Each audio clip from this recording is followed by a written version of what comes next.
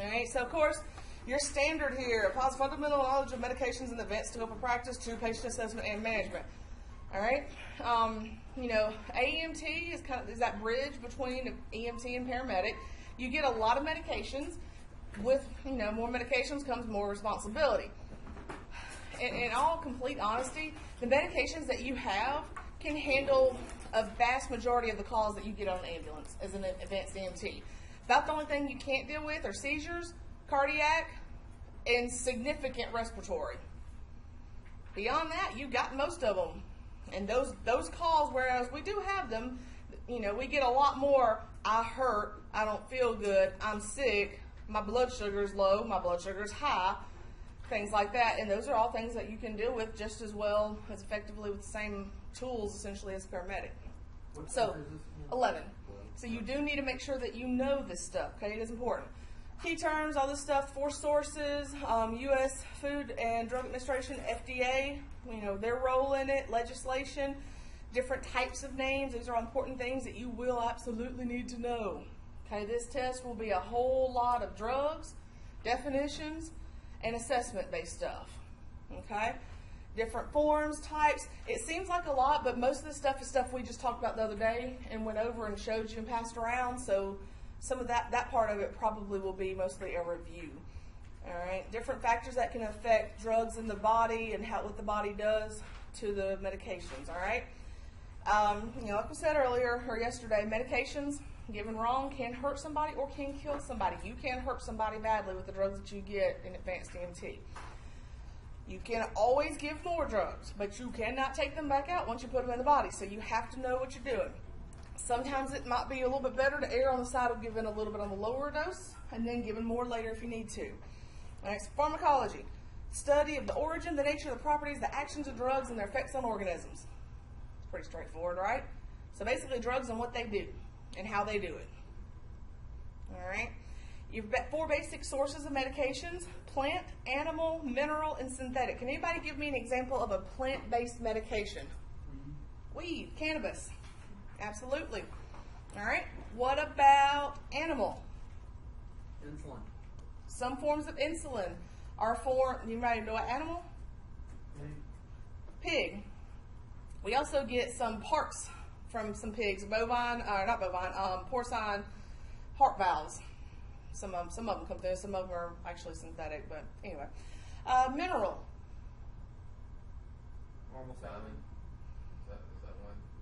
It's a vitamin, but, well, morphine would be more plant-based because it's based on, whatchamacallit plant. Okay. Yeah, poppy. Whatever, I don't know what the technical name is, but the one that makes poppy seeds. Makes delicious chicken. Minerals, your salts, electrolytes, salts, different things like that. So these are natural occurring in Earth, all right? And then synthetic. Fentanyl. Fentanyl is a synthetic opioid. It reacts in the body the same way that your natural occurring opiates do, but it is man-made in a lab somewhere. Carfentanil, different things like that. There's a bunch of different ones that are synthetic. But those are all your basic 4 sources. It's something good to know. I'm not going to ask you where all of your drugs come from. All right, all the drugs that you have to know. Just know that there's 4 basic sources of them. All right. Have you ever seen a PDR, physician's desk reference for drugs? How big are they? Huge. Like that big. Like they're one of those that, like, when you flip the open cover over, it doesn't touch the desk. I mean, we're talking seriously. For one volume is like this thick, and it's heavy. Like you can knock somebody out with it. All right, and they get bigger every year when more drugs come out. You're not going to know every drug there is out there. It's impossible. And somebody might be like, challenge accepted, but it's impossible to know all of the drugs that are out there. You can't do it. So what's important is that you be familiar with the ones that you're going to be giving frequently, but that you know where to find information. All right. Now, you could tote around a PDR if you want in the ambulance and just have it tucked away over there. I would secure it with a seatbelt or put it in a cabinet because if it flies, it's going to hurt. But you need to know where to look. So you got PDRs. You've got the American Medical Association drug evaluations, which basically just gives you the information about the drug. The hospital formularies. Y'all know when y'all get a prescription from a drugstore, you know you get the bag with the little bottle in it or package in it, and then on the outside is that little piece of paper with your name and information stapled to it, and you always rip that off, throw it away. Look at it next time. That's part of your formulary, and it gives you your dosage information, your indications, contraindications, precautions, what to do with it, how to store it. It gives you all that information you need to know about that drug. I'll try to remember to bring one to y'all so y'all can see it. All right, but that's that. Anybody have an app on your phone already? There's some pretty good apps out there. Micromedics is a pretty decent one. Epicrop, I can't say it. I'll write it. My pronunciation game is not on point yet today.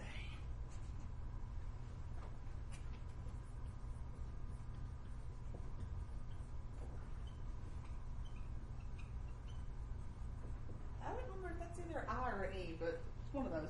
Anyway, there's a bunch of different apps that you can download. Drugs.com is actually a pretty good resource, but make sure you're going to official sites and things if you're looking up this and you're not looking at like Jesse Joe's House of Drugs information. Okay, make sure it's some sort of legit medically based source there that you're looking at. Okay, is it an E? All right, I'll erase the I. There we go. All right, so some key information before you give a medication that you need to know. The name, the classification. What's the classification going to be? I think it's like a respiratory drug or What type of drug? And with this, there's a lot of different classifications, and drugs can fall under multiple classifications. Just depends on what kind of classification you want to look at that day. But typically we're looking at, is this an antiemetic? Is it going to stop them from vomiting? Is it an anti-seizure medication? You know, what's its general class? All right, mechanism of action, how it's going to work in the body, indications while we're giving it, pharmacokinetics. What's pharmacokinetics?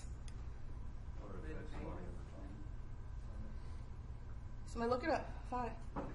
How the drug is absorbed is distributed to tissues eliminated from the body. All right, and what's pharmacodynamics?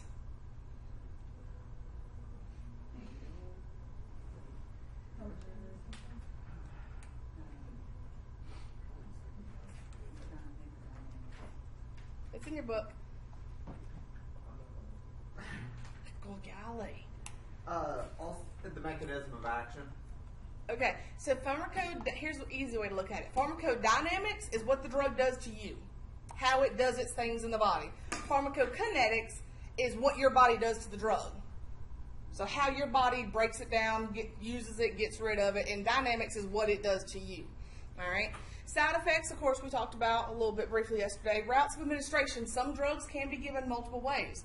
You need to know which ways you're giving it. Sometimes that is form dependent. Obviously, if it's a tablet form, you're probably not giving it IV, right? Or IM, okay? If it's liquid, probably not going to be transdermal, usually. All right, so just, make sure that you know how it's supposed to be given and does that match up with what form it is. All right, your contraindications, of course, your dose, how that drug is supplied. And how that drug is supplied is important. That's that form. Also the concentration, how much drug is present. And that comes into play when you're looking at your calculations. And then any special considerations, like is this restricted in elderly populations or people who have cardiac history, or do you push it slow or do you push it fast, things like that. Just little kind of asterisk things that you need to know about it. All right, so when you're looking at a medication name, a couple things we're going to look at here. And I'm missing one of them too. All right, generic name. Generic is going to be, like I used in this example, I use Adderall, okay? Your generic is amphetamine and dextroamphetamine, depending on which formulation you use. Your trade name is Adderall. That's going to be like your brand name. Tylenol is a brand name. What's the generic for Tylenol? Acetaminophen, okay? Motrin and ibuprofen. All right, same thing. Chemical name, all that stuff I'm not even going to try to say. All right, it's usually longer. Sometimes it has numbers in there as well. Okay, but this is the longer name. And then the other one, which is not on here for some reason, but it's in the other one, will be your official name. And this is how it's written in the U.S. Pharmacopoeia. So it will be the generic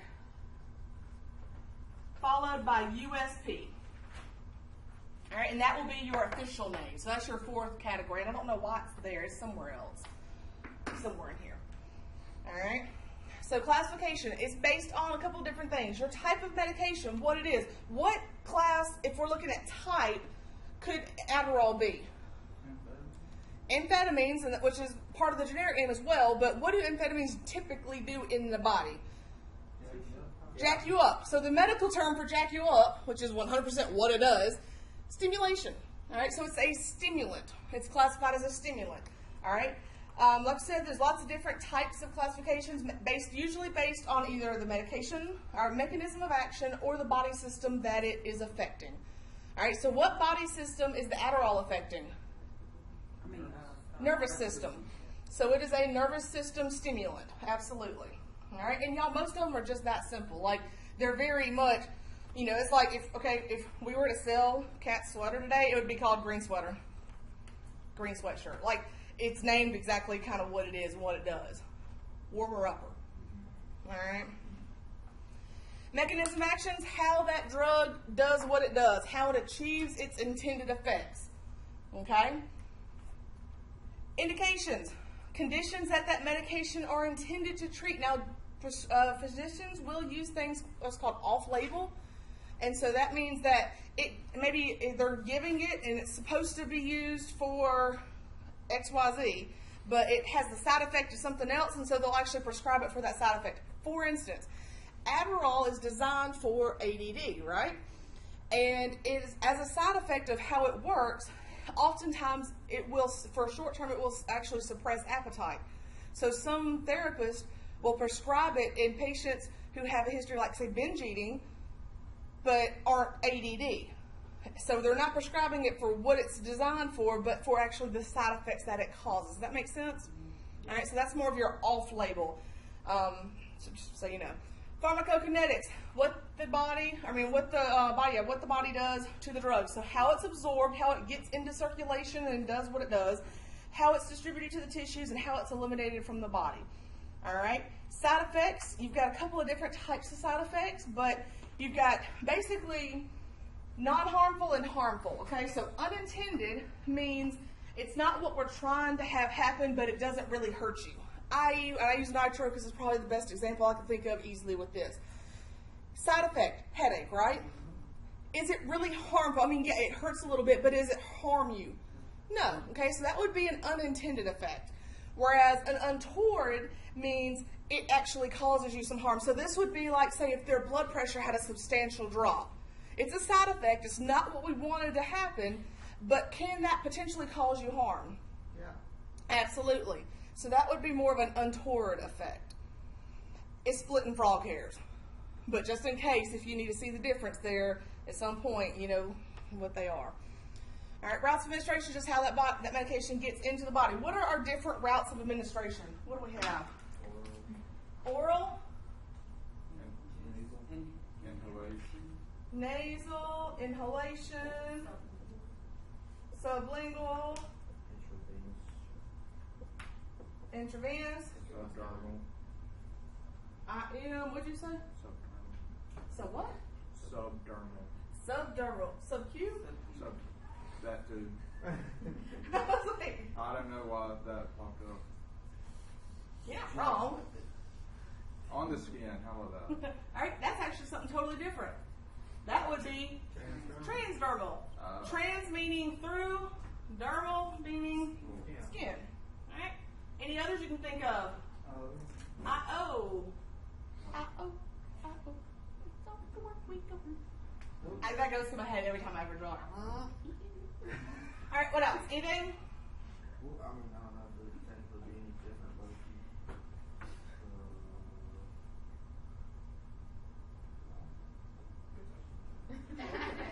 I mean, I can't tell you if you're right or wrong if I don't know hear what you say. You just changing your mind.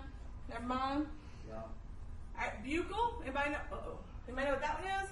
In between, like, In the cheek. Basically, that's where like the chew goes. That's like your oral glucose and stuff, but it absorbs to the cheek membranes. Rectal. We're gonna avoid that one. As an advance, you will not be required to give that. No. At the paramedic level, you actually do have a rectal administration potential, but it's Valium for pediatrics, basically, for seasoned patients. So very rarely will you ever do that. I never have, because we've always had an alternative that can be given IM. And You give me the option of the rectum or the muscle. I'll take muscle. I'm gonna go for the muscle. Yeah. Poop comes out of there. I don't want muscle with it. Not mine. Wet, sticky, not mine. Don't want it. Anything else? I think we've probably got a pretty good little list there. All right, contraindications, things that make the drug harmful, even if otherwise it meets the criteria to give it. All right, and then dosage. How much and how often do we give a medication? Why would the rate or frequency need to be multiples instead of just a single dose on some drugs versus why not all of them? Like, why do some drugs we have to give more doses of and some we don't? To get the full effect. So sometimes it might be that it takes multiple doses to get that effect, and then sometimes it may be that that drug only lasts for a certain amount of time in the body, and so the effects that we're getting wear off, so now we got to give more to keep getting those effects. Absolutely. All right, so how it's applied, how it's packaged, and the concentrations available. This is super important. One thing you will find out as you progress through with EMS and the medical field in general, drugs go short supply, they go out of stock. Okay? Sometimes it's because the only factory that makes the pre-filled syringes gets hit by a hurricane. True story. All right? Sometimes it's because the only other plant that makes this one particular type of vial that's used for these 5 medications shut down. Another true story. All right? So, or just maybe because they can't get that medication at this point in time. So, sometimes you may be used to seeing this drug this way, and then the next time you come to work, they couldn't get that drug, so now you've got something different, a different concentration. So it's always important to look and see what that drug is, how much is in there. That packaging may have changed. I remember very clearly one that threw me for a loop was we couldn't get D50. I don't know, it's been several years back, but we couldn't get D50. Nobody could. So we're like hoarding it like it's gold, but then they finally got some stuff in, and it was little glass vials with dextrose, and we had to make our own D50 essentially. All right, so you got to make sure. I mentioned it, I think yesterday, but your one that you have that's fairly common to swap out is ondansetron or Zofran. So if you can't get the IV Zofran, oftentimes they'll have the tablets, the orally dissolving tablets. So you got to make sure, because your doses change on those orally dissolving tablets versus you give about double the dose versus your IV. So just make sure that you know how it's packaged and what the different concentration is, because you might give this much of one drug at one concentration and this much at a different, all right? And you don't want to over or underdose anybody, all right? Now, as far as your legislation, all right, they're designed to protect the public from unsafe or unhealthy medications. Way back when, you could put pretty much whatever, whenever. Coke had Coke in it. When it first came out, it had cocaine in it, treated a whole bunch of ailments. All right? Back when my mother was a child, which wasn't too long ago, but my mom was one of 7, because my grandmother was too embarrassed to talk about birth control. Which always amuses me, but I'm glad because my mom was like number 6. Yeah. But when they used to go on car trips, like all of them in a station wagon that had maybe 2 seatbelts in it, of course, they all survived. My grandmother would dope them up. Like, they would give them this cough syrup and send them on their way, and this cough syrup had codeine in it. And it's like, well, no wonder. You know a whole bunch of people down the road that have some addictions. But, that was the norm. That was acceptable. They would also get a shot of whiskey and some honey if they had a cough. Slept like babies. All right? But anyways, you might go to drugstore 1 and order your Coca-Cola from the soda fountain, and it had a whole lot of cocaine in it.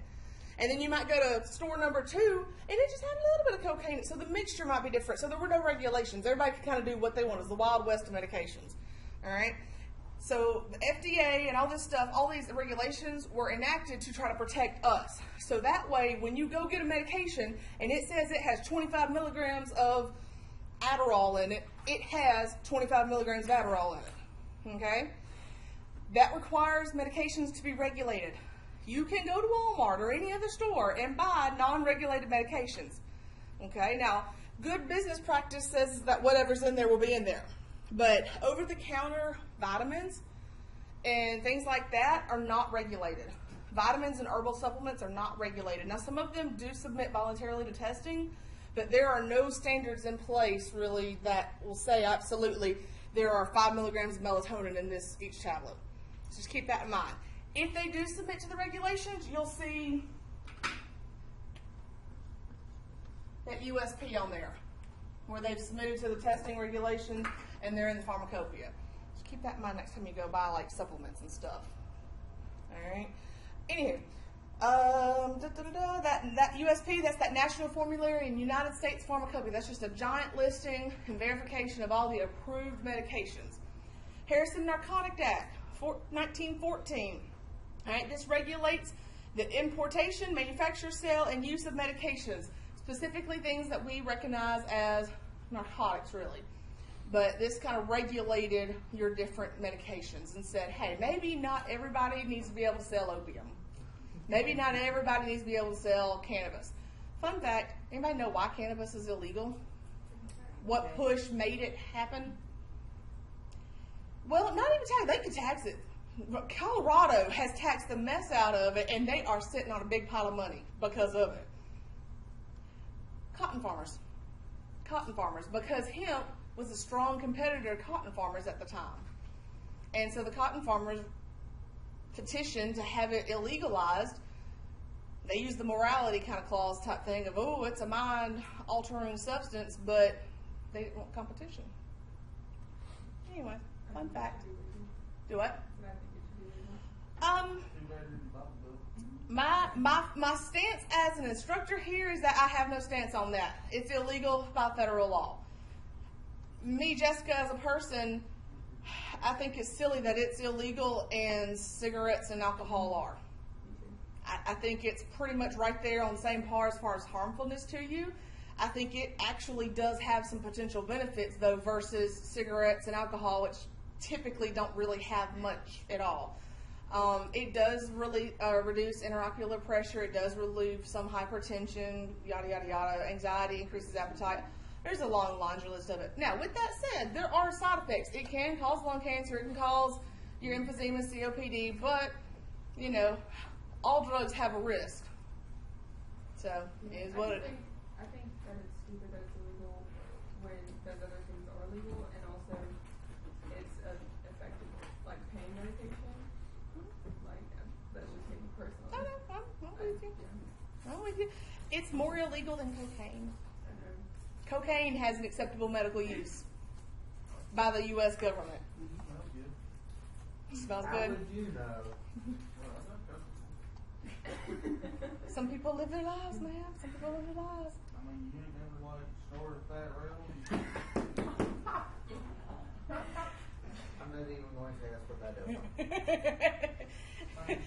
does. People like to form cocaine into lines that's easier to go and sniff. You don't know, you'll find out soon enough. You'll see it at some point in your EMS career. You'll learn more about drugs than you ever wanted to know. First person who's done meth for the first time, and they're like freaking the fuck out, they're twitching everywhere. You can't control it. It's no good. We have a guy that's allergic to marijuana, and he continues to smoke it. Oh, man. People, Like man. as an anaphylaxis. Yeah. They just have like stock Atkins, will just smoke the air out and stick himself. We had one guy, we actually had to stop toting him to dialysis because every time we would go, his entire family would be smoking pot, and like the house is all cloudy and smoky, and you'd walk in, it's like hits you like a brick wall, and it's like he's in the back of the house. Is that in LaGrange? Montgomery. Oh. Montgomery.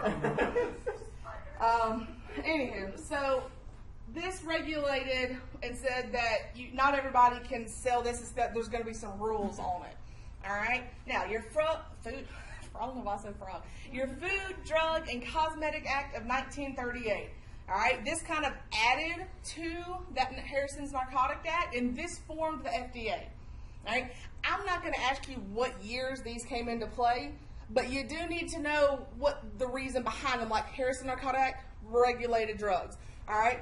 The Food, Drug, and Cosmetic Act, which if you look, FDA is in there, pretty much, all right? That formulated or formed the FDA. So you do need to know what they were for, all right? What this also did when the revisions hit is that it required labeling of medications that could have potential strong side effects or be addictive. And it also said that if you're going to have a potentially harmful or addictive medication, you've got to have a prescription for it. You can't just go to the store and buy it. In other countries, you can. In Mexico, you can go to the drugstore and buy drugs. You can buy antibiotics and some of the more mild painkillers that are restricted here. And you just walk in, you don't have to write a prescription or anything. You just walk in and buy it, and then you sell it and walk out. All right. A lot of other places are like that as well. Now, the Durham-Humphrey amendments were added to that, and they required for pharmacists to dispense certain medications only by prescription. Before this amendment happened, you could still go to the pharmacist, to a official drugstore, and get medications without a prescription for a doctor. You didn't have to be seen by a doctor. The pharmacist could dispense it to you. This said, no, wait, we need the prescriptions to come from the doctor who's evaluated you. All right, and this also defined what OTC is. What is OTC? Over the counter. This was added to FDA. Yes, this is a revision to the Cosmetic Act, the FDA Act. All right, the Comprehensive Drug Abuse Prevention and Control Act of 1970. All right, this replaced the Harrison Narcotic Act, and this is what gave us our schedules of drugs. This said we're not just going to restrict the sale of all of them, we're going to classify them and say how bad are they. And we'll have different rules for each classification. All right, and there's five classifications. Your Schedule 1, is it 4? I think there's 5. We'll move on. But Schedule 1 is the most scary. They say it has no medical properties, and it's potentially very harmful or addictive, and all the way down to not harmful, not addictive, can go over the counter. All right, so your Schedule 1 drugs. Schedule 1, high potential for abuse and no recognized medical use in the United States. Heroin, LSD, mescaline, and methaqualone. And as of right now, in the federal government, but marijuana is also included on the Schedule 1 drug list. All right, Schedule 2. Medications have high potential for abuse, but also have a recognized medical use in the United States. These require a written prescription. You can't call in or phone renewal. They have to have a new piece of paper every month. Okay, morphine, codeine, meroperidine, which is Demerol, hydrocodone, and other types of stimulants and depressants, Adderall, things like that, Ritalin, whatnot. All right. With this, like I mentioned the cocaine earlier, they actually use that for a throat spray. Like if you're going to have an endoscopy or something, or before you might get intubated for a surgery or a procedure, they will actually give you a thing and you gargle, and it numbs your throat up and it constricts the blood vessels, which minimizes any potential soft tissue damage and bleeding during the procedure. So what we have to know as far as the schedule? I would know like the recognizable examples and probably the first sentence on the other side, like Schedule 1, high potential, no use. Schedule 2, high potential, but use. Schedule 3, less abuse of potential, accepted medical use. All right. Antibiotic steroids, non-prescription painkillers. That's like the non-prescription combined with small amounts of Schedule 2. That would go to T3, Tylenol with codeine, where they've got Tylenol that's compounded in with a small amount of codeine in it. They give that for some things. Schedule 4, less abuse potential and accepted medical use. These are like your benzos, barbiturates, steroids, and some of the stimulants. Valium, Xanax, Boost Bar, things like that are mostly like your anxiolytics and things of that nature that just kind of chill you out some. All right, and those can have multiple prescriptions and refills up to, I don't know, I think it's 6 months or something.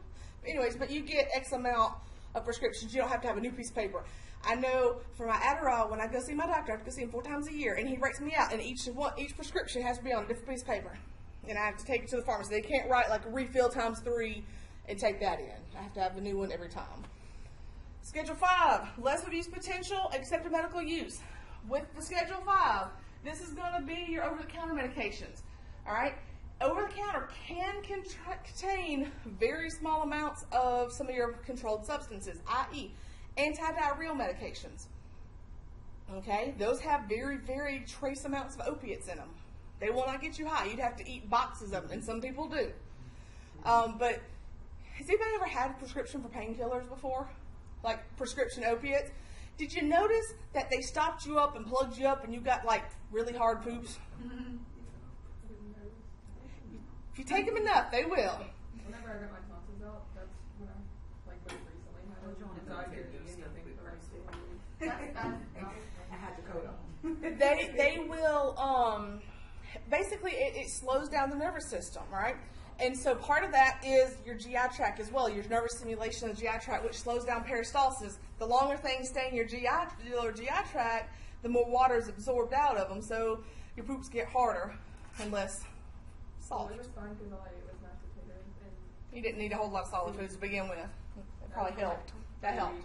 If you eat real food. Well, I had kidney stones. They loaded me up with Toradol and what was it, Dilaudid? Yeah. Didn't know where you were for a little bit, did you? Well, I think they gave me Dilaudid first, or one of them, and it didn't. She's like, "You okay?" And I'm sitting there like just squeezing the bed up. She's like, "Oh, you're not okay." Kidney stones are pretty rough from what I understand. I've never had one, but I've seen it bring grown men and women to their knees. We get 911 calls like, "Oh, patient thinks he's having kidney stones." Like, "You big baby," and I got one. I'm sorry for all the times I called you a big I hit baby. the ground. I was like, "Oh, gee, oh, gee." I'm dying. This is it. Well, with the anti-diarrheal medications you get over the counter, they have very small amounts of the opiate in there, and it does that side effect, and it slows down. So hopefully you have time to reabsorb some of that water, and it stops the diarrhea. Fun fact for the day. Now, that's the kind of stuff it's talking about there. All right. So anytime you give medication to a patient under your protocols, you're doing it essentially as a direct order from your medical director. Okay. So it's being prescribed by that medical director. And they're doing this based on your assessment of the patient. So make sure when you give a drug that you do a thorough, good assessment of the patient.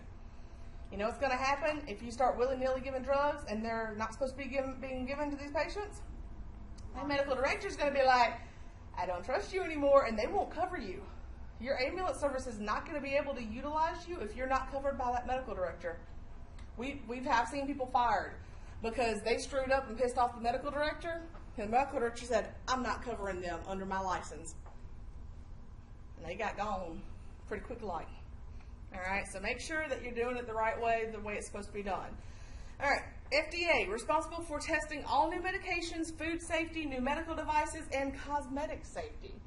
All right, this can take a long while. Sometimes things do get expedited through, but typically this procedure, this process can take years to go through.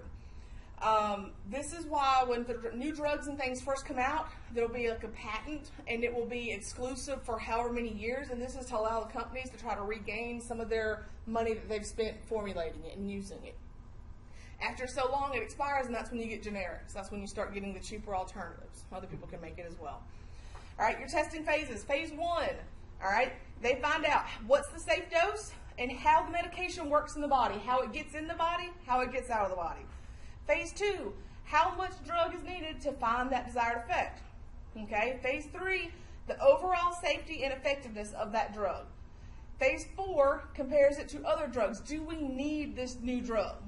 Or do other drugs do the same thing and there's no really need for it? All right. Some of your special considerations, pregnant patients. Right? You do have changes in the A&P of a pregnant patient. You've got a risk to the fetus. If it has potential effects to a fetus, it's considered to be can't say it now.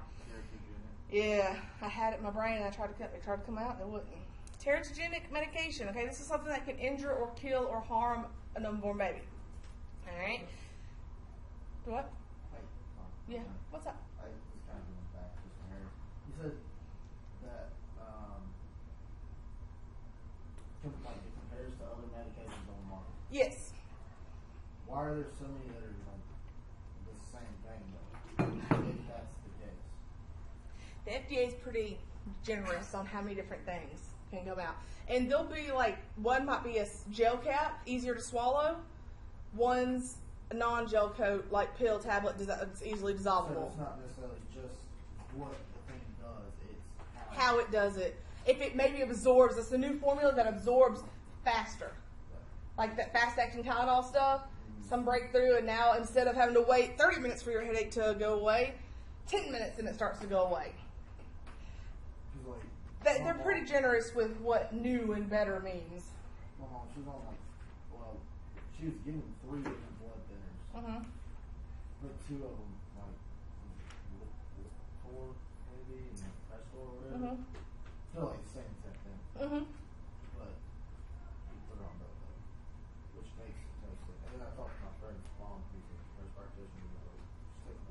Yeah, there's not real much need for two usually. Yeah, so that's what I was. And it's kind of like with like the anti-depression medications and stuff. You know, for some people Zoloft may work really well, but for some people Zoloft may not work at all. It might make them even crazier. And then, so they try. My mind just went totally blank on another one. Paxil. All right, and Paxil may work for them, but maybe this person Paxil didn't work. But what's the other one? My mind's going totally blank on all the antidepressant medications. Lexapro, yeah. Maybe Lexapro works well for them. So, I mean, there's different types, and they work just a little bit differently in the brain, or maybe they affect a little different chemical, or they affect it at a different junction in the body. And so, a little bit different, you know, the different types of medications. Paxil works pretty good. Takes that edge to just like Makes you not want to stab people in the face. That's a good thing. That's a good thing. All right, so your classifications of your teratogenic, the bad to babies medications. All right, category A, no risk to the fetus during pregnancy. No studies have identified a risk. Right? Those are generally considered safe to give during pregnancy or while breastfeeding. That's a little asterisk there as well. All right, category B, animal studies have not identified a risk, or they don't have adequate studies in humans that demonstrate a risk to fetus. Okay, so they may have done 1 or 2 studies, but not a lot. And if you think about it, not many women are going to voluntarily be like, yeah, I'll try these drugs and see if it harms my unborn child. So a lot of these don't, they're theoretical, or they have problems in animals, but they don't have adequate human studies. All right, category C, animal studies have shown adverse effects, but there's not enough studies in women, okay? Or not enough adequate animal studies, so they don't really know for sure. Okay? Typically your C's they're not going to give unless it's absolutely needed for maternal health. All right, and then that risk may outweigh the potential risk for, the benefit may outweigh the risk for the baby. All right, category D, studies have shown a risk in the fetus. All right, benefits may outweigh the risk sometimes.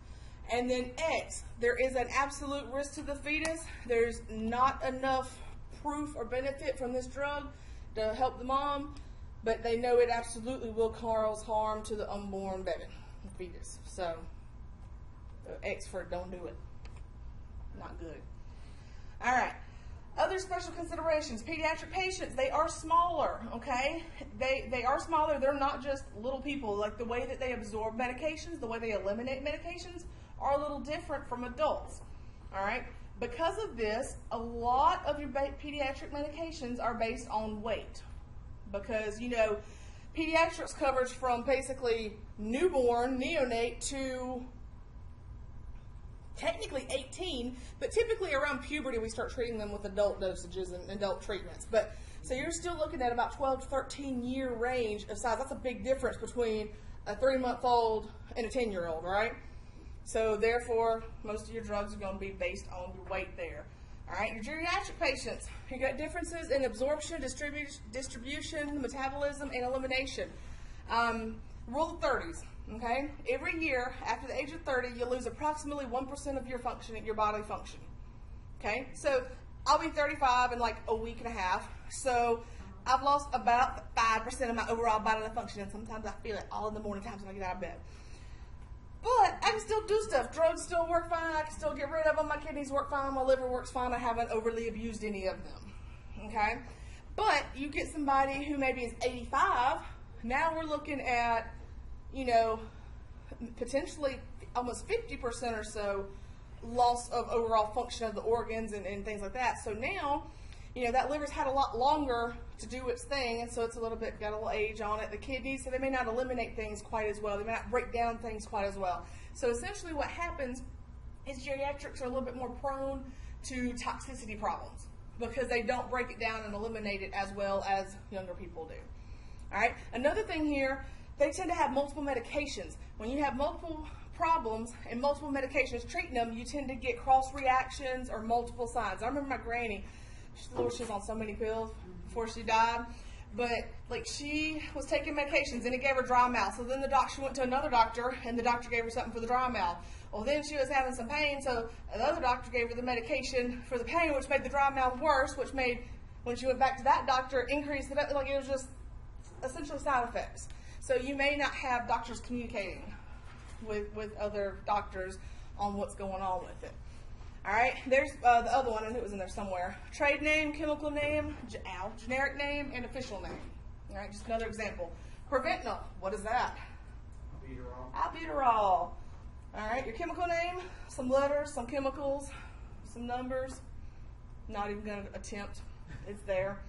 All right, generic name, and then your official name is the same as your generic with that USP after it. All right, medication forms.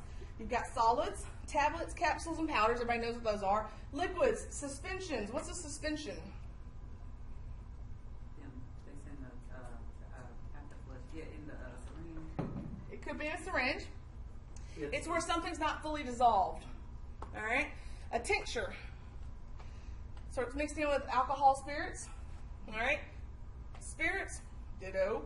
Elixirs usually have some kind of sugar or sweetener added to them. All right? Syrups, usually a little bit thicker. And emulsions usually don't fully mix. So this would be one like you have to mix up and then draw up and give. But if it sits, it will separate back. Y'all ever do the food color and water and oil experiment when you're in like high school or kindergarten or something? I don't know, some point. And then it separates out. You mix it up and it'll separate back out. That's an emulsion. All right, your semi-solids, lotions, cream, gels, ointments, adhesive patches, transdermal. Don't touch them barehanded or you will get some of the effects of whatever that medication is on you. All right, your gases are meant to be inhaled. Most of these medication forms are designed in however you're going to give the medication. If it's a lotion, you're not giving it IV. You're going to put it on their skin, right? I mean, it makes perfect sense, right? If it's a gas, you're not shooting it up, you're inhaling it. All right? As far as topical administration, why do you think some drugs that is perfectly fine to give for adults topically are not given pediatrics? Concentration. You don't have any way to regulate that absorption of the drug like you do with pills or things like that. All right, so there's that. All right, y'all take a quick break? It's about that time.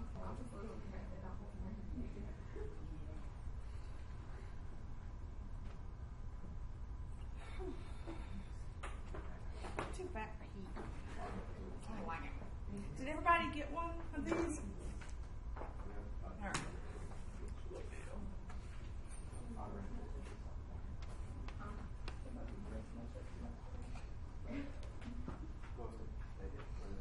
All right, let's keep on rolling. So medications, this is some of your classifications, the way they break it down. All right, now as far as nervous system, they're going to break it down into sympathetic and parasympathetic nervous systems. You need to be able to recognize these. They're really long words that look kind of freaky, but if you break them down into their parts, they're not that bad. All right, so sympathetic nervous systems. You've got sympathomimetics / adrenergic. And adrenergic, I'm not saying it right, but it's the best I can do with it. It's just another term for your sympathomimetics, okay? And remember we said agonist means a drug that's doing something. It's making something happen, okay? So a sympathomimetics, sympatho referring to sympathetic, and mimetics reminds me kind of like mimic. So if it's mimicking the sympathetic nervous system, it's gonna basically be activating the sympathetic nervous system. Does that make sense? All right, your parasympathetic nervous system, you've got parasympathomimetics / cholinergics, and you'll actually see cholinergics used probably more than parasympathomimetics. And you've got parasympathetic antagonists, which are also known as parasympatholytics or anticholinergics. Take a minute, let that absorb. We'll break it down. All right. So your parasympathomimetics, parasympathetic, mimic or medics meaning like to mimic or activate. So a parasympathomimetic is going to activate the parasympathetic nervous system. All right, so that's going to make the parasympathetic nervous system things happen. Parasympathetic antagonist or parasympatholytics, parasympatho dealing with parasympathetic, and lytic means to stop or inhibit. So this is going to stop the parasympathetic nervous system, which is basically going to let the sympathetic nervous system do its thing. So it stops the check. It stops the bringing it back down to normal. It lets it keep escalating, essentially. All right, does that make sense a little bit? No? Which part? All of it. Okay, so the first This first part? one, the sympathetic, like, Yes. what about the how do you say that? Sympathomimetics? Sympathomimetics. They're the ones. Well, I've had years to say it. I still screw it up. Don't feel bad. They're the ones that prevent things from happening. Sympathomimetics. Think mimetic, mimic. Uh-huh. So think like mimic mime. They're going to mimic the sympathetic nervous system. So they're gonna make the sympathetic nervous system things happen. Okay. So drugs that are classified as sympathomimetic are going to activate sympathetic nervous system responses, which are going to increase heart rate, respirations, blood pressure, etc. All right. Parasympathomimetics, which are also known as cholinergics, are going to mimic the parasympathetic nervous system. So they're going to make parasympathetic things happen. All right. Your parasympathetic antagonist. Remember, antagonist means to stop something. Y'all ever heard of antagonize? Mm-hmm. My mother used to tell me, don't you antagonize your brother, because I loved to mess with him, because he was a little crackhead person. He was such a little shit. So I would like mess with him all the time. I'm like, don't do that, don't antagonize him. But antagonism is stopping something. It's blocking something from doing something else. All right? So these drugs, parasympatho-antagonists, or the longer word, parasympatholytics, is something that's going to block that parasympathetic system from happening. And remember, lytic means to stop or break down. So if you see that word, we're stopping the parasympathetic nervous system. All right? And those are called anticholinergics. Think about this. So remember the sludgem, right? Mm-hmm. All right? One of your main treatments for sludgem is atropine. Atropine is an anticholinergic drug. It's going to stop the over-response from the parasympathetic nervous system, so that the sympathetic can pick back up and bring you back up to normal. All right? If you can break down the parts of it, it will help. It'll help. It makes sense now. Okay. I don't know why I clicked back there. There's nothing back there, but I did. Now, I kind of touched on this a little bit, I think, yesterday. So we're going to touch on it again, pet it a little bit, tell it hello. Yeah, that was fun. All right, so you've got your alphas and your betas, right? So your alpha 1, vasoconstriction, peripheral I'm not going to run over there again. Peripheral vasoconstriction. Why would that be important to have those receptors that do that thing in the body? What does that do as far as like shock and all that stuff that we'll see? It helps your body compensate. It helps your body compensate, because if we didn't have peripheral vasoconstriction, we wouldn't be able to reroute blood and provide more blood for the organs, internal organs and things like that, and shock. We wouldn't be able to compensate as well. All right, alpha 2. For every action, you got to have a bring it back into normal action. That equal and opposite reaction thing. I don't know, some smart person a long time ago said it, right? All right, so alpha 1, peripheral vasoconstriction. Alpha 2, peripheral vasodilation with minimal bronchoconstriction. All right, so alpha 2 is going to bring them back, or I'm sorry, I say bring it back in, but they're going to basically unconstrict it, let it dilate back out to the normal size, or if it needs to get bigger for whatever reason, dilate. All right, so they're just working in opposition but together. All right, picture like two people playing tennis. Alpha 1, alpha 2. Balls going back and forth, that's the size of your vessels. Gets big, gets small, gets big, gets small. All right. Beta 1, increased heart rate, increased automaticity, increased myocardial contractility, increased conductivity. So basically, it makes your heart like Superman for a little while. Makes you bigger, but be more efficiently, faster, better, stronger. Okay? Beta 1, one heart, works on the heart. Beta 2, bronchodilation and vasodilation. It works primarily on the lungs that we're dealing with. So 2 lungs, beta 2, 2 lungs. Beta 1, one heart. All right? Moving on. Those are further breakdowns, by the way, of your sympathetic nervous system. It breaks it down to specific, like alpha 1 agonist, alpha 1 antagonist. So whether it activates that receptor site or it stops it. All right, your analgesics, which always make me giggle just a little bit on the inside. Yes, sir. Why on albuterol, and I could be just getting this wrong, hypertension was not a side effect of albuterol. Hypertension, Hypotension. hypotension, vasodilation.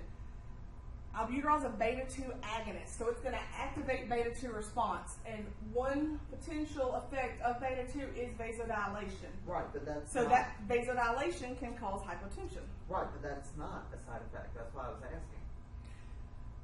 It's not really strong. Okay. It's potential, but it's not usually going to happen. It actually also has a little bit of beta-1 effects because it will increase heart rate and things like that as well. But keep in mind, just because something acts on a receptor site doesn't mean it's going to cause a negative side effect. It may cause an action, but not necessarily to a degree to cause a noticeable change. Okay. Does that make sense at all? And I have one other question Okay. on medication. What exactly is a palpitation? Like a extra funky beat in your heart. Okay. And it feels almost like, for people, it's like a fluttering somewhat, but it's a extra, technically it would be a PVC, PAC, or PJC, depending on whether it's in the atrium, the junctional, or the ventricular. But it's just a premature beat that kind of somebody popped up out of line and did an extra little, but it doesn't produce a squeeze, so it doesn't make an actual pulse beat meet with the electrical activity. Why is that? I've had it happen before too, like if I drink too much caffeine. Why does it like every 4 months? Routinely? You should probably see a cardiologist. You probably should. They might be able to stop that. They made an appointment one time and I just didn't go. So Should go. I should go. Y'all don't be ostriches. Is it ostriches? Which is the big bird that sticks their head in the sand? Ostriches. Alright, don't be ostriches. Alright? If you ever have problems, we are the worst patients ever. And this class and this field will make you think like you know all this stuff. You're like, I've got a neuroblastoma, oh my god. Go to the doctor, get seen about it. They make things to fix you. Or you might die, but at least you know. Spend your life doing things, not wasting it in class. It also like my heart it like slows down when it's like, You'll beat back up, tries to catch up. or if I get scared, it's like it'll like completely stop and then it like You should probably go wear a monitor for a little while. Get it looked at. It's harmless, I promise. probably. And seriously though, like they make medicine that will fix that and keep it in control, and you probably have more energy and stuff like that too. Cocaine's probably not the best answer. Might just never come back down. Also illegal in the state of Alabama. Just a little bit. Nobody cares.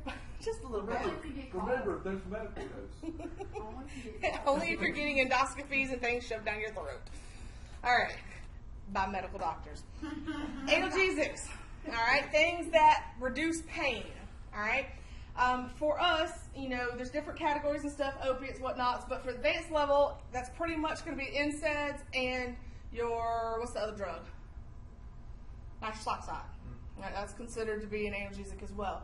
All right, you've got anti-anxiety, which are also called anxiolytics, and I'll try to spell it. Anxiolytic, I think. Something about like that. All right.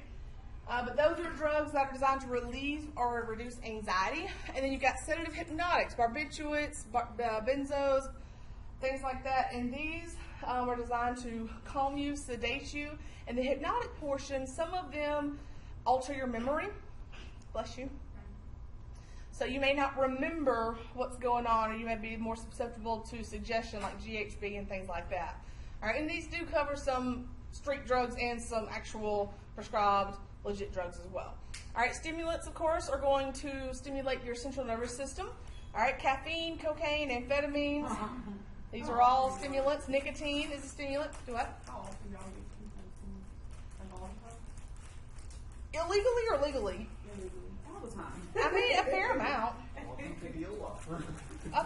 Honestly, a fair amount. Meth is rampant.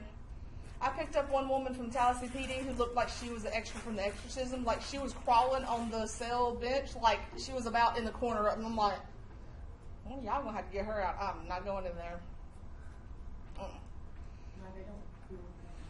No, they don't. Not at all. Your depressants, these are going to slow your central nervous system activity.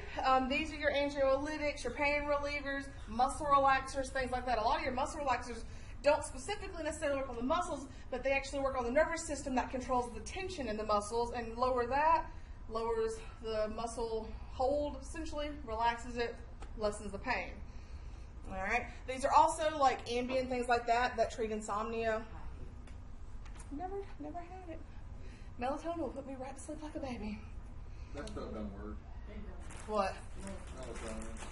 You gotta give it time to work. Tramadol is. What do you think you're gonna think of If I take a melatonin at 9 o'clock, 9:30, I'm ready to get in bed.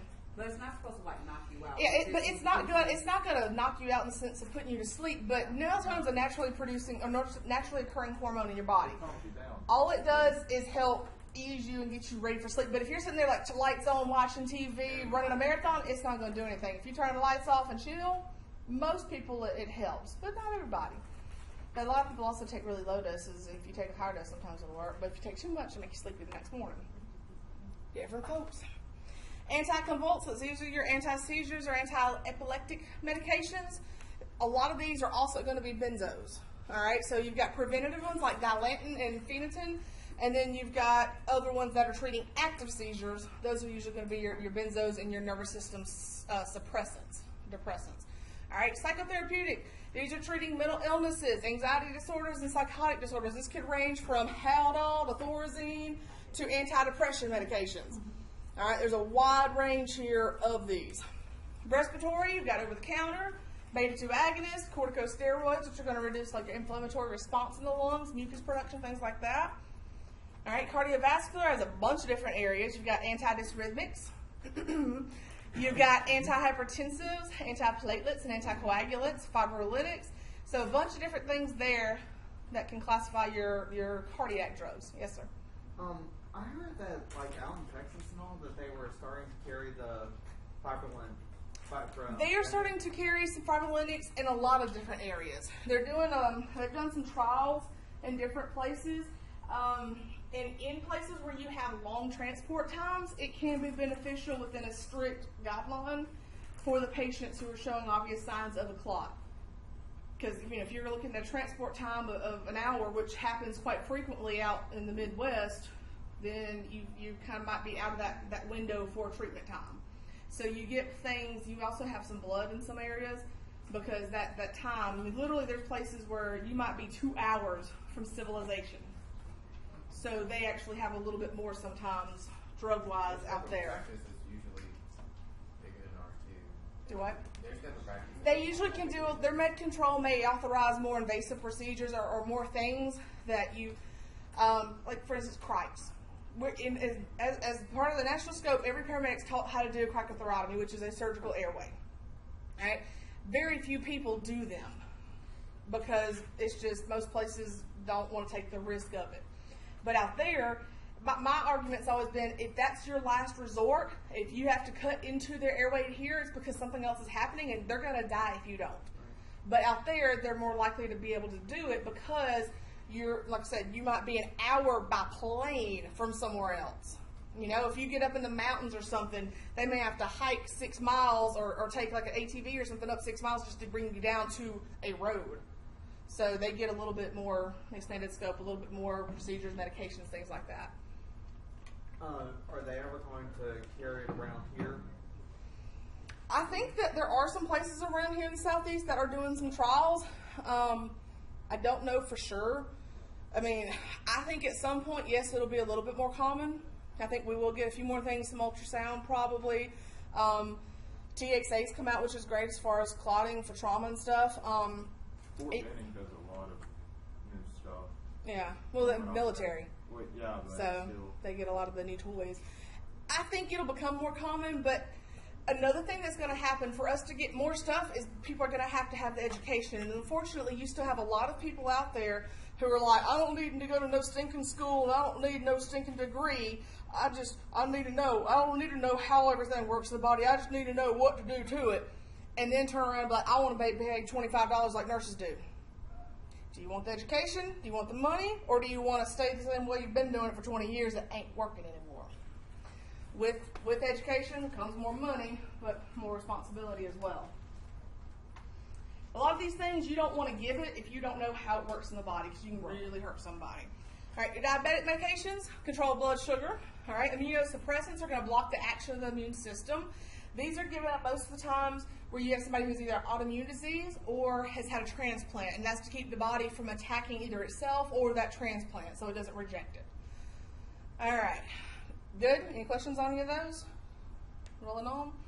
All right, medication packaging. It's packaged to accommodate its use. Like we said, if it's liquid, it's probably going to be in a vial jar. It's not going to be very good in like a tablet type foil packet. Wouldn't make sense, right? All right, it's designed to protect the medication. I mentioned the dark vials. Epi is often in a dark vial, and nitro is usually in a darkened amber glass vial, protecting it from light. Things that are sensitive to light, it will degrade it. They put them in darker or non-translucent vials. Heat. A lot of your medications are sensitive to heat. And think about this. Y'all ever go out and people have taken their nitro and it doesn't work? And then you give them your nitro and it does work? Where do most people keep their nitro? Have y'all ever noticed it? They a lot of times keep it either in their car somewhere or they keep it in their pocket on their person, which is usually too high of a temperature for it. It'll start breaking down the nitro and render it inactive. Y'all's medications need to come in the middle of summer in Alabama. It's too hot on that ambulance to keep them in there if you're not in there with the air conditioning going.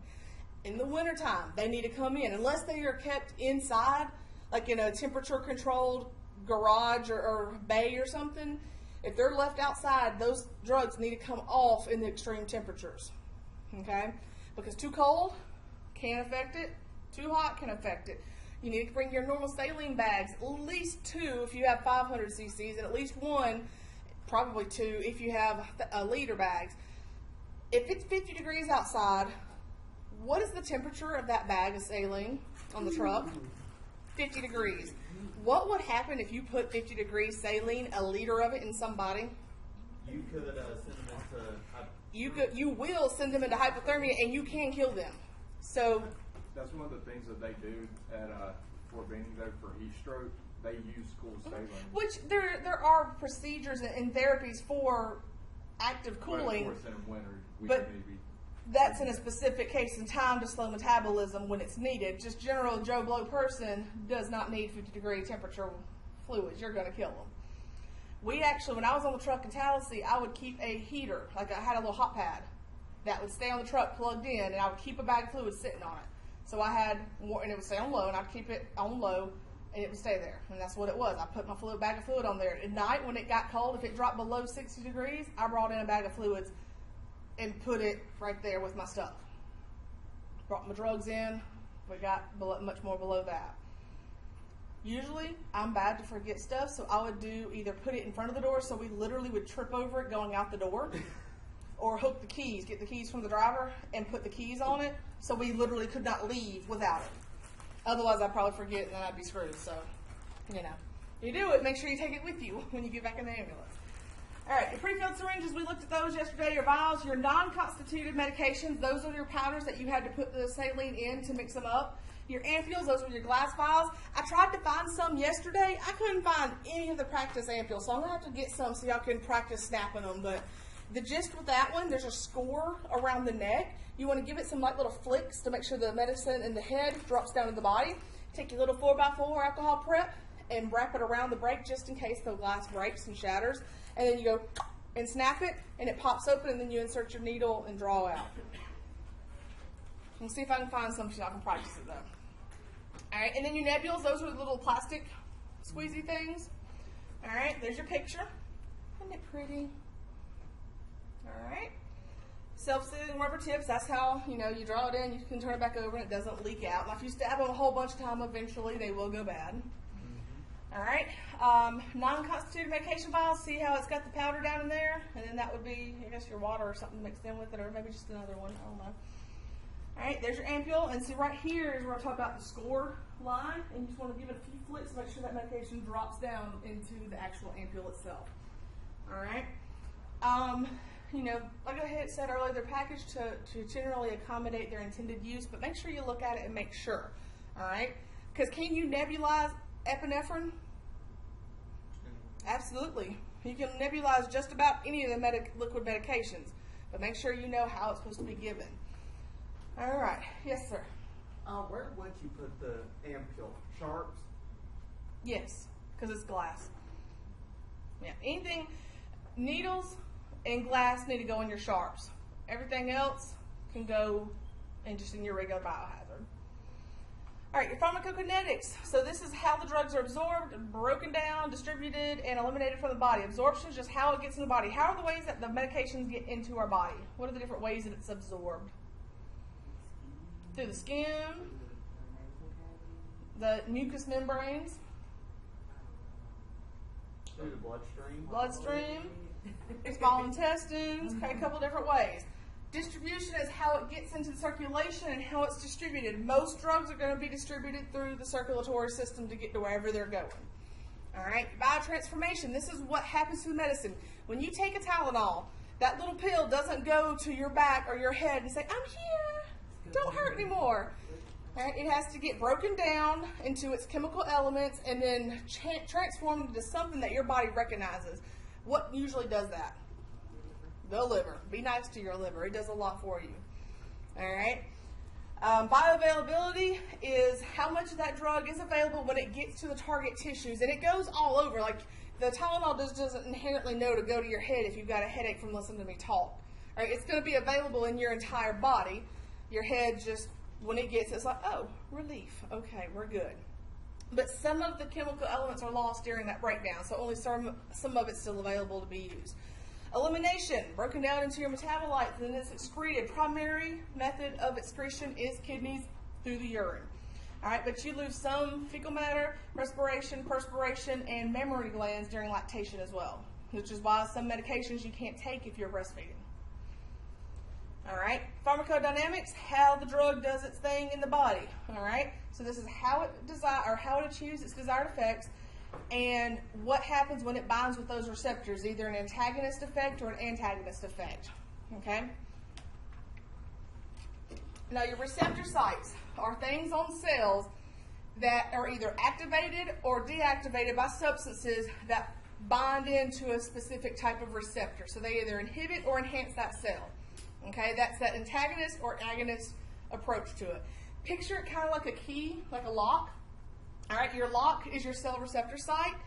If you don't have the right key for that receptor site, you may be able to put it in the lock, right? But will you be able to open it with that key? No. All right, you have to have the right key that matches with that lock to be able to open it up. Same thing here with your receptor sites. You've got to have the right chemical to come in and bind to it and make things happen. Oh, wait, I went too fast. Not gonna play? Fine. All right, so your cell tissue comes in, you've got your receptor site, your epinephrine comes along, activates, binds into your beta receptor, and activates it. Okay, so it's going to activate, is that going to activate, epinephrine going to activate beta 1 or beta 2? Beta 1. Primarily beta 1. It will have some effect on beta 2, but primarily beta 1. All right, that increased heart rate, all that fun stuff. All right, now, if you take a beta blocker, which is quite literally a beta blocker, it comes in and it binds to that beta site, that beta receptor. It's got the key to go in, but it won't turn that lock because it doesn't match exactly. So it blocks epinephrine from coming in and activating beta 1. So by blocking that beta site, beta blockers are going to keep that heart rate from going up. They're going to keep the heart rate from beating harder and stronger, which if it's beating too fast is a good thing, right? Because it'll basically slow your heart rate down. It'll keep it a little bit lower. Why could that be a bad thing, though? If you already have a slow heart rate, you don't want to take a beta blocker. All right? What if you get hurt? And what's your first line of defense against or with compensation? Epinephrine release is going to come out. It's going to increase your heart rate to circulate more oxygen and more perfusion throughout the body, right? Well, if you take beta blockers, they're bound. You got epi comes out and it's like, I'm here, and there's nowhere for it to go sit. You're not going to have the sympathetic response, so you're not going to have those signs of shock that you would recognize as, warning, problem here. So your body can't compensate as well. So it's kind of a, you can't compensate as well if you get hurt or sick, but it might keep you alive longer because your heart rate's not going out of control. Does that make sense? This is why it's important for y'all to know and ask about home medications. All right? Because one of the things that we initially think of, like when we hear shock, we're looking for what? Increased heart rate, hypotension, vasoconstriction, pale, cool, clammy skin, things like that. Well, if we're asking about home meds and finding out, and we find out they take a beta blocker, which most all of your beta blockers, the more common ones, are going to end in olols. All right, olol.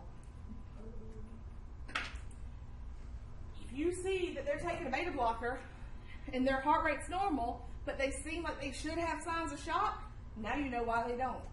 What does this mean for your patient and your care for that patient? Run to the hospital. Maybe not run, maybe drive. But it means that they're not going to compensate as well, so you're not going to have as much of a warning time before they collapse and go out completely. Does that make sense? You don't have those early warning signs. All right, so you know their body's not going to compensate as well. You need to be prepared for more quick deterioration, it may seem, if that makes sense. Now, you will not know anytime soon or ever all the home medications. There's too many of them. But you will start noticing trends. You ever look at meds when you transport patients? What are some of the ones that you see the most commonly? And you too?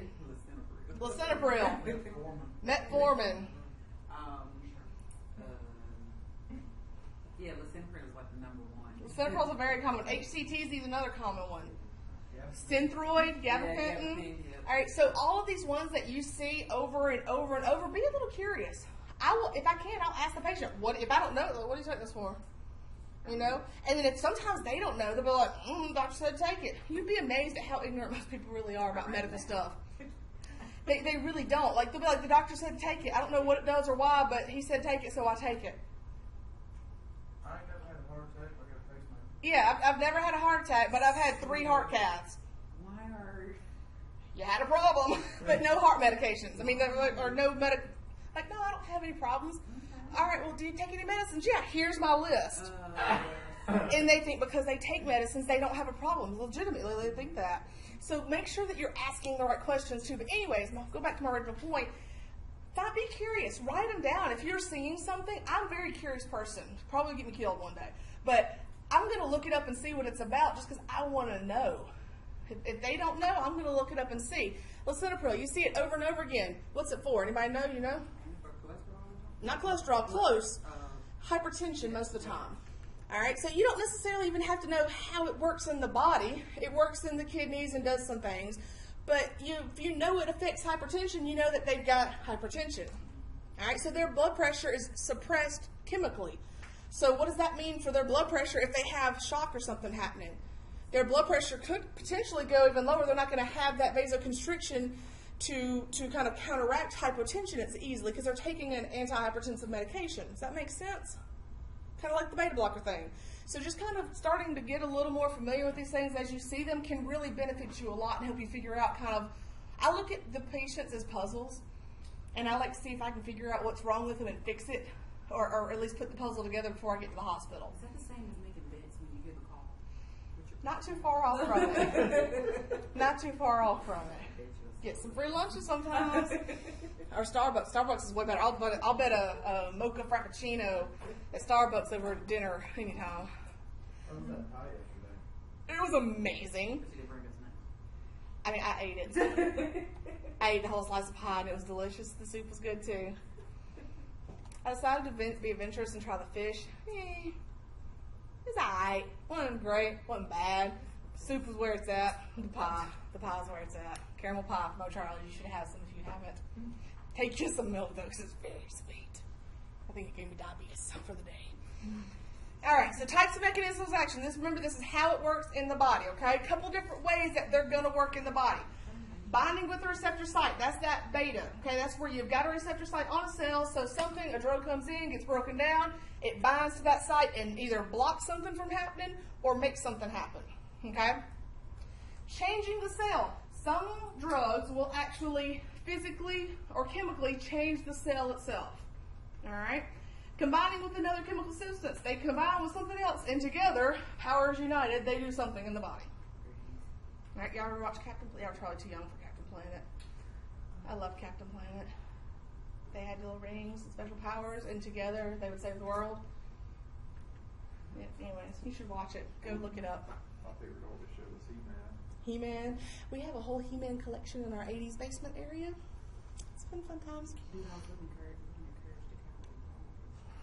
And then changing metabolic pathways. So this is basically how something breaks down, how something else is broken down in the body. So those are the main ways that chemicals work in the body. All right. Now, a couple other things. Dose-response relationship. So this means, kind of like Austin said earlier, you got to have enough of the drug to do the thing.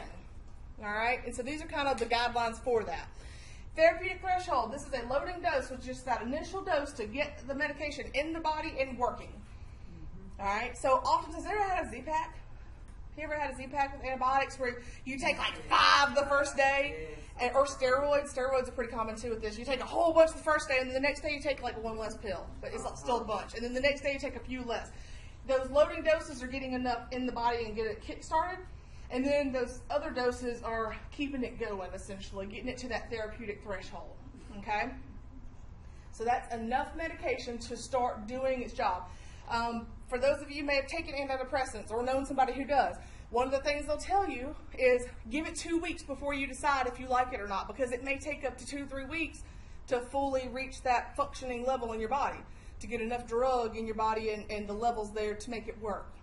A lot of drugs are like that as well. So when it says that the therapeutic index is lethal in 50% of the population and effective, so it means that Therapeutic index is the guidelines for dosing. Therapeutic threshold is enough drug to do the work. The therapeutic index, that is between your lethal dose and your effective dose. So essentially, the lower end of the dose is that it's effective in 50% of the population. That dose is effective in at least 50% of the population. The top end, the lethal dose, is lethal in 50% of the population. The happy zone's between the two. Is in there. That other thing. This is what you're talking about here. Your toxic levels, your therapeutic doses. So you got to get enough drug in the body to work, but you don't want to get so much drug in the body that it harms you. All right. Half-life is just how long it takes for half of the medication to be broken down and metabolized in the body. All right. Epi has this short half-life. This is why you give it multiple doses oftentimes. Nitroglycerin has a short half-life, which is why you give multiple doses fairly quick, fairly short time apart. That's half-life, how long it takes to break it down. All right, therapeutic index, that's what you're asking about. That's lethal dose in 50% of the population and effective dose in 50% of the population. We want to find the actual dose somewhere between the two. All right, a couple of different factors that will affect medication affect your age, all right, gender, body mass. Some drugs are water soluble, so if you're very dehydrated, it may not work as well. Some drugs are fat soluble. So like for me, if I take a fat soluble drug, the metabolites are going to bind really tightly to the fat, and they're going to be available in my body for longer, versus if you get somebody with 5% body fat, it's not going to stay in their system as long because they don't have as much fat for it to bind to. Does that make sense? All right. Your pathological state. If you have liver disease, if your kidneys are failing or don't work, then you're not going to be able to break down or distribute or eliminate the drug as well, so it's going to build up typically more toxic levels in your body. Genetic factors, some things affect men stronger than women and vice versa.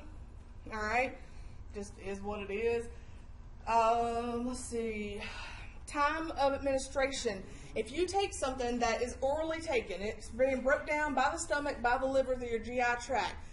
What shuts down to a degree and doesn't function as much when you go to sleep at night? Your GI system. All right. Otherwise, you'd be waking up in the middle of the night and go poop. That wouldn't be good. All right. So you may not want to take a medication that is dependent on GI absorption right before you go to bed, if it's something that's going to need to be happening for a while. Does that make sense? So things like that. All right. And then psychological effects. You ever heard of the placebo effect? Yep. All right. So placebo effect is real, and it does, they've done studies on it, and even if people know it's a placebo, it still has a positive effect on the outcome. It's really weird. The brain is a very powerful thing, y'all. Like, you can convince yourself that you're sick or you're hurt, or you can convince yourself that you're not.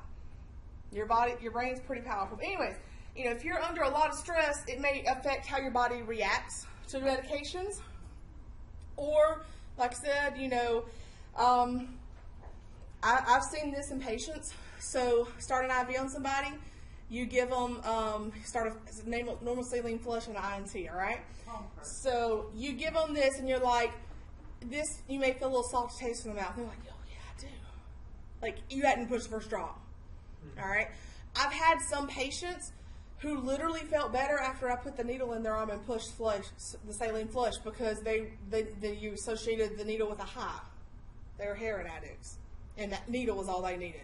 I've had some people who were in pain, and I was pushing the flush, getting ready to go on some actual pain medicine, and they started telling me after I pushed the flush, they didn't know what it was. I was like, all right, we're going to get ready, I'm going to give you some medicine. And I was doing the flush, and they're like, oh, I'm starting to feel better. All right, cool. No morphine for you. Yeah, but your body, like I said, can trick you and make you think different things, which is not necessarily a bad thing.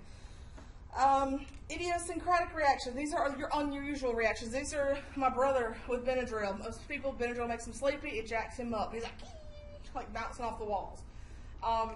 Your iatrogenic effects. These are adverse effects. These are people who have a significant reaction to something, and it causes a harmful reaction. All right. Tolerance is just medication over time. Your body gets used to it, and that becomes the new norm. So in order to get more benefit, whether it be illegal, like highs, or legal, keeping that blood pressure in check, it takes more medicine to do it because it's gotten used to the normal.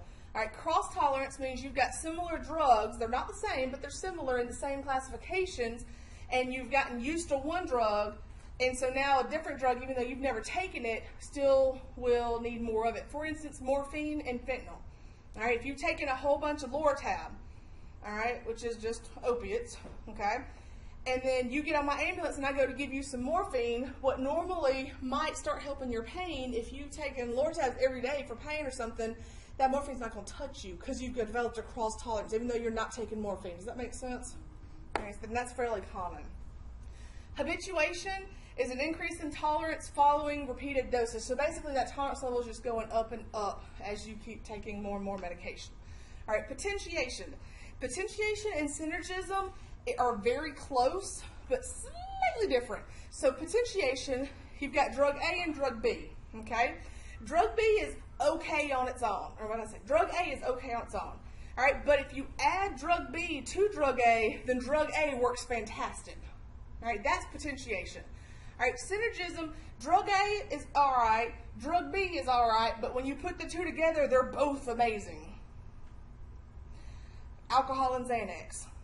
All right, and this is not always a good thing. It sometimes can be on the downside, the negative side. Alcohol by itself is a central nervous system depressant, right? Right. All right, Xanax is a central nervous system depressant, anxiolytic. Either one by themselves can suppress your nervous system. Put them together and you'll have some show enough depression of the nervous system because they both are going to make each other stronger acting, which is not necessarily in the good way. All right? So, storage. Things have to be stored, locked, controlled, environment controlled, following some DEA guidelines. I don't need you to know all the guidelines, just know that they exist. There are guidelines, and it regulates temperature, light, air, moisture, etc. Or you can't tape them to the top of the ambulance box and ride around town with them. All right, I know, take all the fun out of life. All right, so you got to know your names and medications, how they work in the body, all these different things. 10, 15, and then we'll start with chapter 12 and keep rolling for about another hour or so. You'll still get done early. And we're going to check off. Yes. If